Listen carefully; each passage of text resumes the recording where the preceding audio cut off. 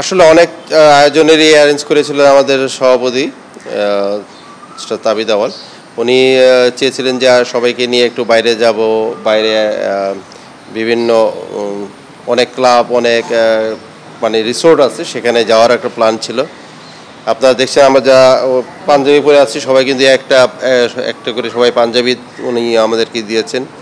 এবং বিএফএফ এর যারা এক্সিকিউটিভ কমিটির মেম্বার আছেন তারা কিন্তু সকাল সকাল এসে পড়েছেন এবং সবার একটা স্পিরিট হলো যে টিমটা কিভাবে চাঙ্গা করে রাখা যায়।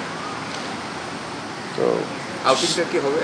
সে আউটিংটা আসলে আমরা বাদ দিয়েছি, যেহেতু আমাদের আউটিংটা বাদ দেওয়ার কারণটা হচ্ছে যে আমরা চাচ্ছি যে এই জিনিসটা যেটা আমাদের একটা রেগুলার ট্রেনিংয়ের যে সেশনটা চলছে সেখানে যেন কোনো ব্রেকআপ না হয়, কারণ আমরা একটা জায়গায় গেলাম আবার আসলাম, একটা হ্যাসেল হয়ে যাচ্ছে।